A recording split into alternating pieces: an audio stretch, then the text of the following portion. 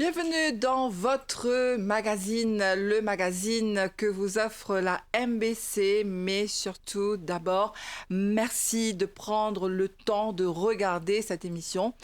Vous le savez, c'est une émission où on parle des sujets, des thématiques qui impactent notre société. Aujourd'hui, on va s'intéresser aux jeunes avec notre invitée. Agnès Mallet, coordinatrice du département jeunes à l'Action familiale. Elle vient répondre à toutes nos questions, surtout sur les besoins des jeunes. Bonsoir Agnès. Bonsoir Nathalie, bonsoir à tous les téléspectateurs. Merci d'avoir accepté notre invitation. Donc, je le disais dans mon introduction, où travaille dans le département jeunes, dans l'action familiale, avec eux, nous pouvons comment ça se passe, surtout qui ban message jeunes et na à travers Oazodi, nous pouvons un petit peu comment ça marche et surtout comment est-ce qu'ils ont de travail qu'ils ont de faire pour aller à la rencontre de ces jeunes-là. Peut-être justement, nous commençons par là, à l'action familiale, ce département il occupe de quoi? Alors, le département jeune, le nom même dit tout. Nous travaillons avec les enfants et les adolescents. Nous travaillons dans les écoles primaires, secondaires, mais aussi sur le terrain. Nous allons à la rencontre des jeunes pour aider eux à gagner un développement sain, un épanouissement sain, pour accompagner eux, guider eux dans la vie de tous les jours, afin qu'ils gagnent un avenir prometteur. Mm-hmm. Et dans le département jeune de l'action familiale, comment est-ce qu'ils organisent? Est-ce qu'ils ont réussi à joindre ces jeunes-là dans toute une région?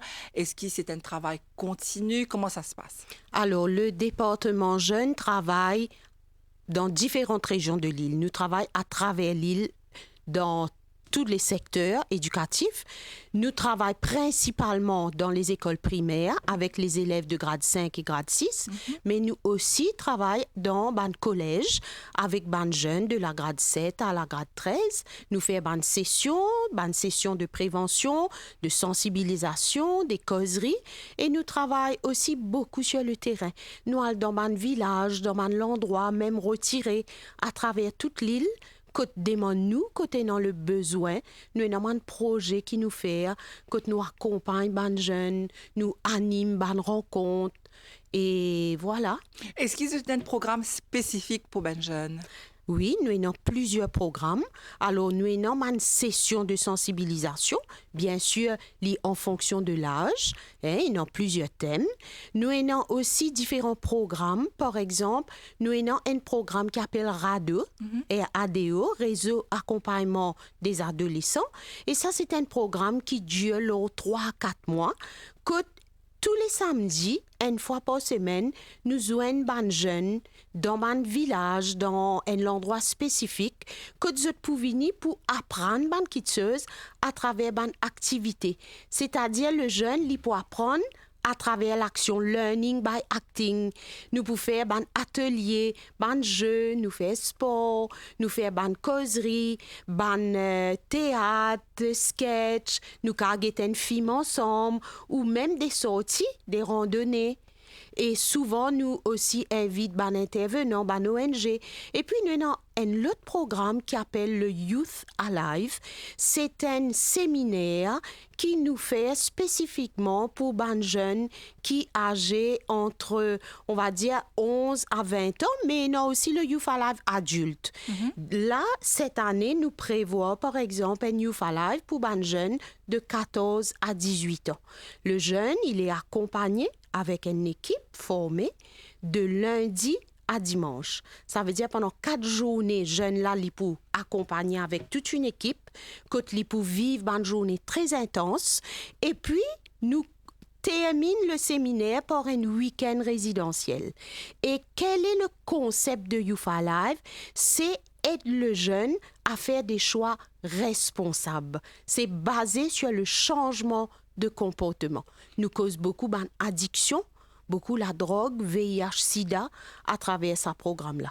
Et puis, nous avons encore les autres programmes comme le cyclo-show, qui est un atelier d'une journée pour maman et fille. Nous avons aussi Mission XY, qui est un autre programme proposé aux papas et les garçons à la période de puberté. D'accord, donc vous avez tout un carnet de programme pour les jeunes. Et Oui. est-ce que tout ben jeune, quand vous êtes comme si, quand vous faites ça, ben programme-là, quand vous lance ben invitation, est-ce qu'ils se trouvaient qu'ils ben jeunes vraiment un engouement pour venir apprendre, pour venir, comment on peut dire, des fois, ben soft skills, ça, hein? Donc, ce cas, venir faire un apprentissage, mais vraiment pour apporter un changement dans toute la vie. Oui, tout à fait. Les jeunes sont très contents. Ils ont envie, ils sont motivés surtout de savoir qui est normalement les autres jeunes de cet âge, qu'ils ont pour rencontrer, qu'ils ont pour passer un bon moment ensemble, ils peuvent développer, ils peuvent jouer, ils peuvent faire la musique. Et c'est attirant pour eux parce qu'ils sont occupés à faire des choses, ils ont des activités, la journée passe facilement, passe bien, ils sont bien entourés. Oui, oui, définitivement, ça attire beaucoup de jeunes. Et vous, en tant que coordinatrice du département jeunes, quel est votre constat sur le terrain? Alors, je dirais que aujourd'hui, quand nous terminons, par exemple, nous, la journée, nous, la semaine, ben, au fur et à mesure qu'ils nous avancent durant l'année, dans différents milieux, que ce soit à l'école ou en dehors de l'école, nous constatons qu'aujourd'hui, être adolescent, c'est encore plus difficile. C'est assez fragile. Une adolescence fragile, c'est difficile. Parce que ben jeune peut vivre dans une société, un monde qui est très exigeante, tellement exigeante et tellement pressante. Tout va vite. Tout est fait vite. Il faut. Il y a beaucoup de devoirs. Il faut être comme ça. Il faut faire ça. Il faut atteindre ça. Et on sent que cette pression fait que les jeunes se sentent fragiles. Et puis, nous constatons aussi beaucoup, par exemple, de jeunes qui vivent dans l'angoisse, dans l'anxiété, qui stressent, ben jeunes qui sentent tout seuls, tristes. Il y a aussi des jeunes, ben ça dépend de l'âge, hein, parce que c'est assez complexe, parce qu'il y a différents groupes d'âge de jeunes. Tout jeunes, pas vivent même réalité. C'est vrai. Et non, ben jeunes qui un peu plus âgés, plus grands, plus engagés. Vous êtes plus créatifs, vous êtes sentis, vous êtes envie, vous êtes concernés. Ils sont au courant des défis que la société les impose aujourd'hui.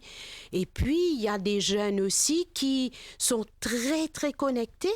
On sent que la connexion, par exemple, par rapport aux réseaux sociaux, c'est très, très présent chez les jeunes, ben, de plus en plus tôt, en grade 5, en grade 6, des jeunes qui n'arrivent pas à vivre sans eux bizarre. Et on sent l'effet que ça fait sur ces jeunes ados qui ont besoin d'une certaine image.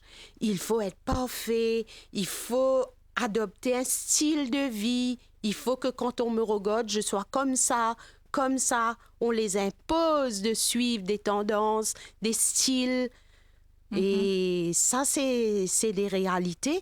Mais c'est triste de le dire. On constate, c'est vrai, beaucoup, beaucoup de jeunes qui sont fragiles et qui souffrent. Ça, c'est ce que vous avez vu jusqu'à maintenant. Et puis, peut-être il y a aussi d'autres jeunes qui n'osent pas venir de l'avant pour venir exprimer ce qu'ils ressentent. Oui, oui. Donc, la tristesse, ou peut dire nous, ben, jeunes qui sont un petit peu perdus, si moi bien comprends. Oui, tout à fait. Et c'est cette exigence, les vignes depuis ben, réseaux sociaux, pensez, ou en tant que coordinatrice? Je pense que les réseaux sociaux ont une grande raison à cela. C'est beaucoup aussi grâce à cela parce que les jeunes sont en connexion permanente sur le téléphone, sur les réseaux. Je crois que nous tous nous bien conscients de ça aujourd'hui. Nous trouvons ça partout autour de nous. Les jeunes sont livrés à eux-mêmes, ils sont tout seuls. Et des fois, un enfant, un jeune qui n'y n'a personne. Il n'y a personne pour causer. Il n'a pas de compagnie, il n'y a pas de dialogue. Ben, c'est sûr que pour lui, c'est tellement plus facile de se livrer à ces connexions qu'il a en ligne. Mais le jeune, ben, la pression est là parce qu'il a besoin de s'aligner à ces images que la société, à travers les réseaux, l'impose, lui demande. Et il ne peut pas faire autrement parce que justement, il est pris dans un genre de spirale, je C'est ça, pense. oui. Et c'est un petit peu le devoir de tout un chacun, hein, de la société, de peut-être conscientiser ben jeunes, les parents. Donc, Mhm. si c'est un moment-là difficile, est-ce qu'il est arrivé à faire face à ce genre de choses? Donc, dans quel état d'esprit tu étais un petit peu, en gros? Alors là aussi, c'est assez complexe parce qu'il y a différentes tranches d'âge. Mhm. Tout jeune, pas pareil, Oui. pas réagir de la même façon. Mhm. C'est vrai qu'il y a des jeunes qui sont très connectés, très conscients de ce qui se passe dans la société. Ils ont envie de bouger, ils ont envie de s'engager. Mhm. Ils se sentent concernés, par exemple, par tous les soucis par rapport le climat, au monde, à l'environnement. Mais il y a des jeunes qui ont peur, qui vivent dans l'angoisse, qui Ah. vivent dans la peur, qui sont inquiets. Il y a un peu de tout. Donc, il y a des jeunes qui sont perdus, il y a des jeunes qui rêvent de choses meilleures, qui ont envie de faire bouger les choses.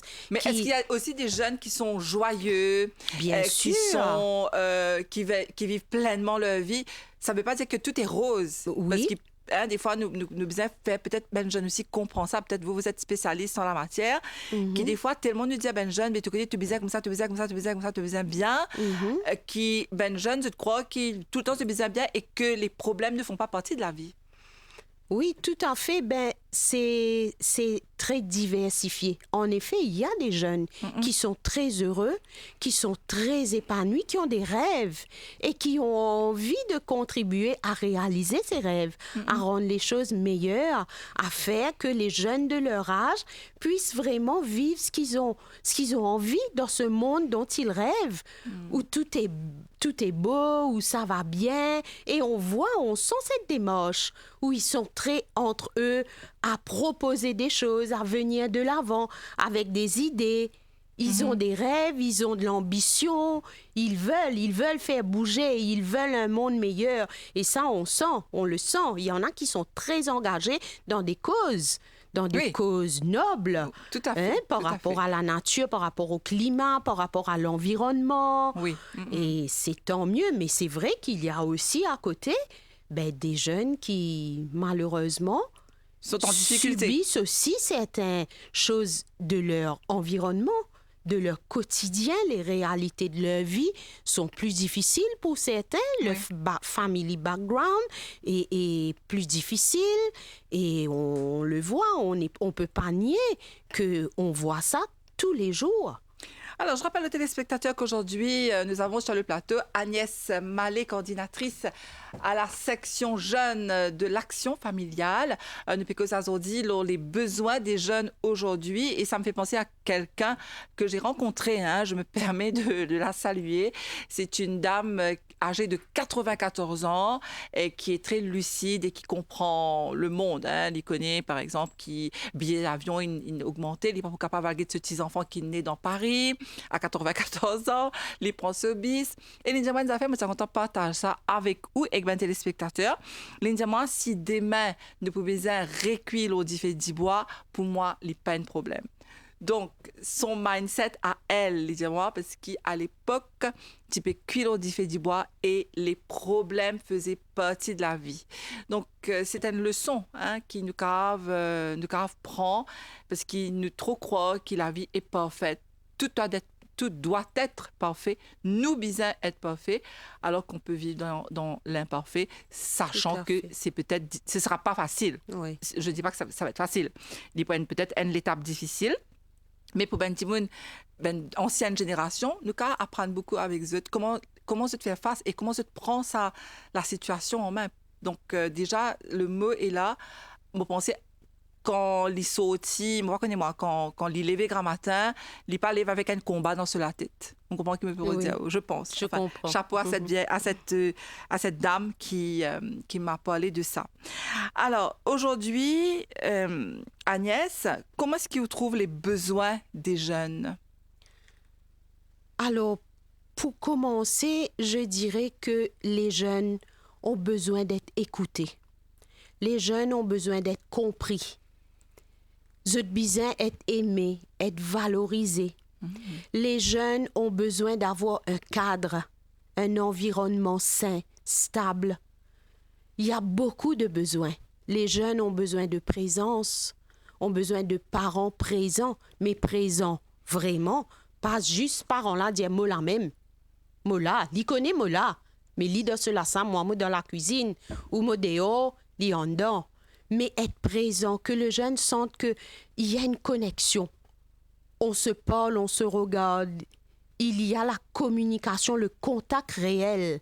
Alors, comment ça se passe pour justement un enfant dont les parents sont divorcés?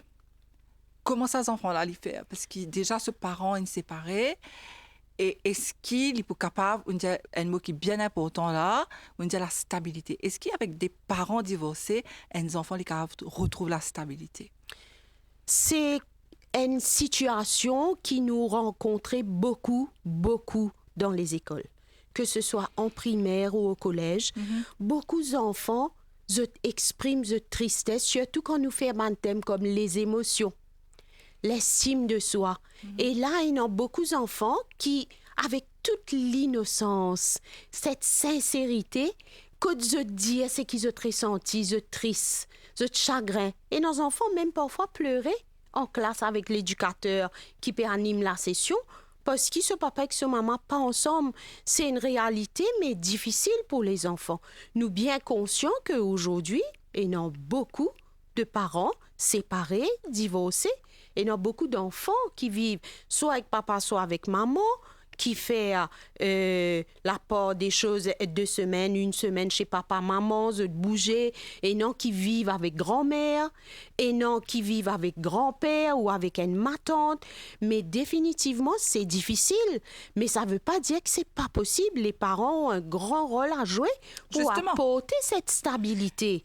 Nous pas capables de faire ça aux enfants-là, comment nous dire parfois une boule ping-pong, hein? Nous régler nos comptes à travers l'enfant. Il y a les chantages affectifs très souvent parce qu'on veut gagner l'amour de l'enfant, mais on oublie l'essentiel.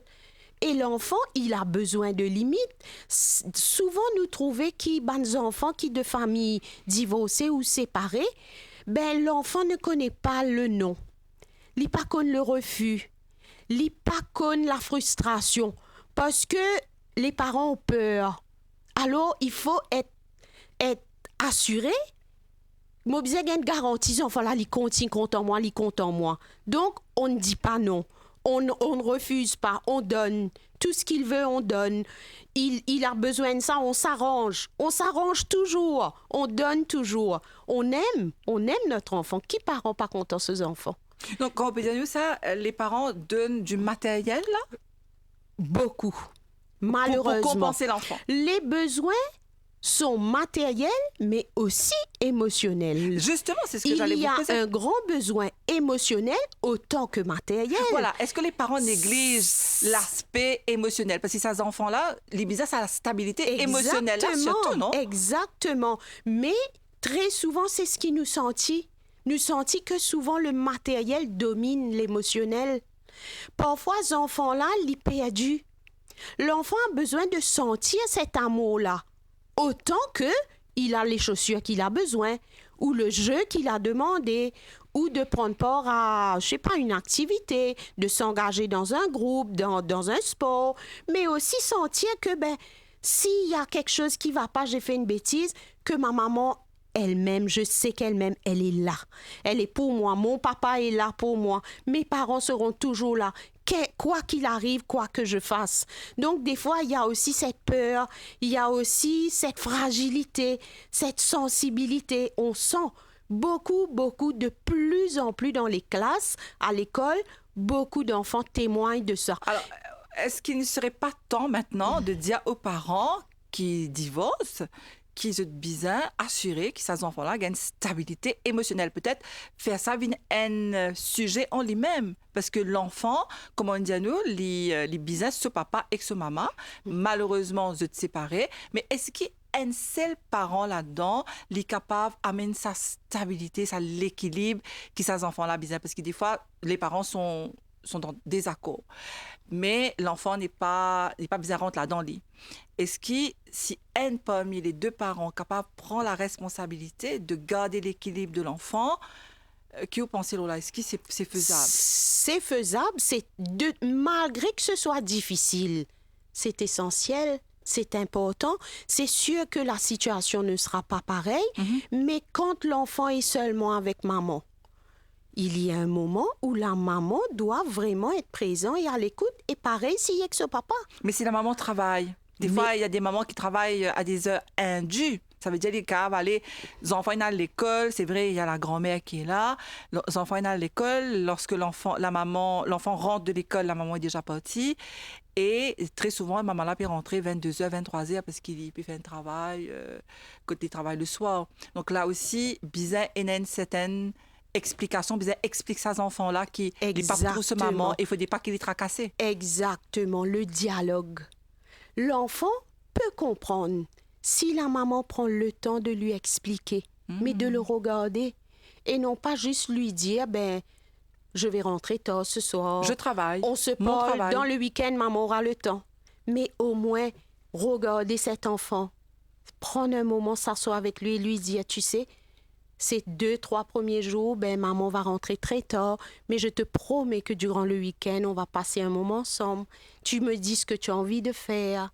Faire quelque chose que l'enfant aime, éteindre le téléphone, être là, mais vraiment présent, être présent totalement. Déjà que la situation est compliquée, déjà que c'est difficile, parce qu'il y a la réalité du travail.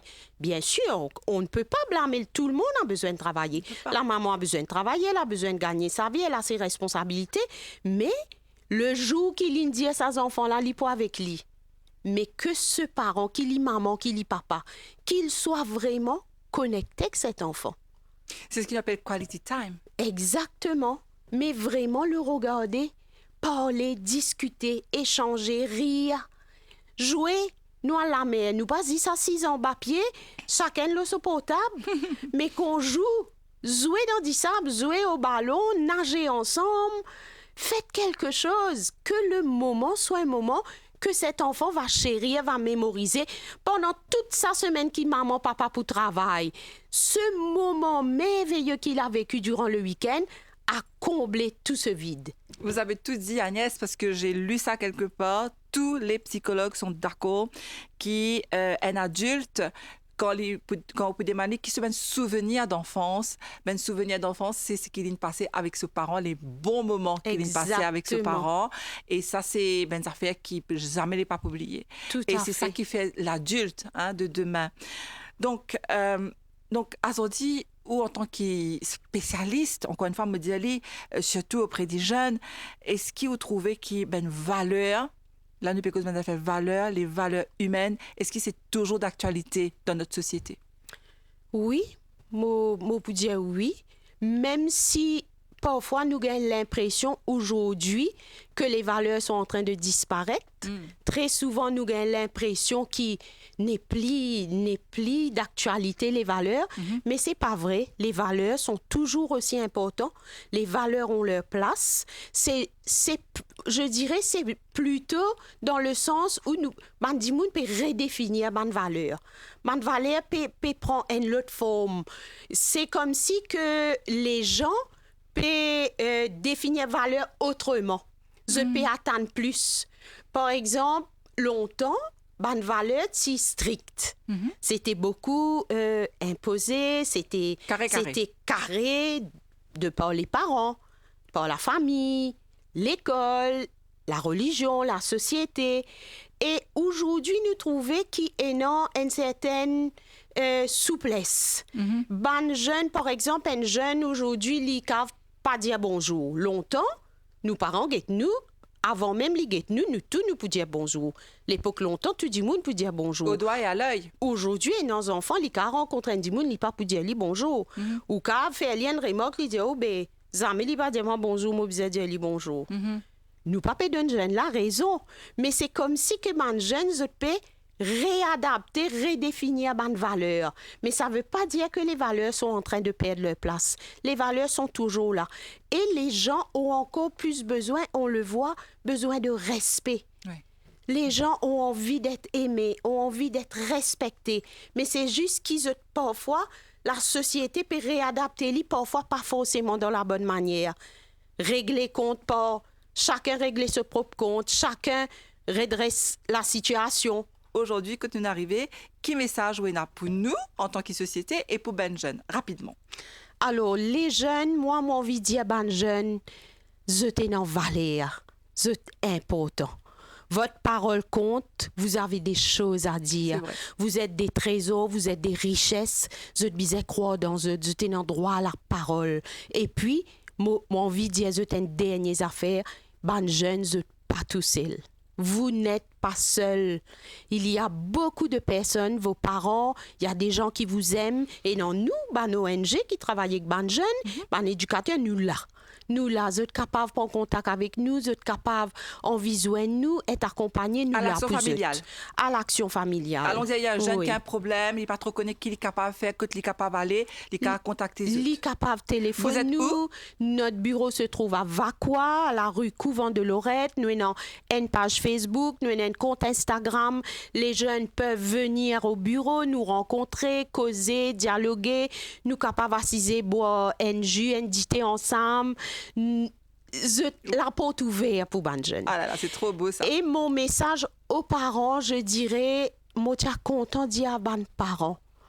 Je pas réalisé, les parents se toujours compte à quel point les enfants, les adolescents, besoin Les enfants ont besoin des parents. Les enfants ont besoin d'être plus présents, mais totalement présents, être là.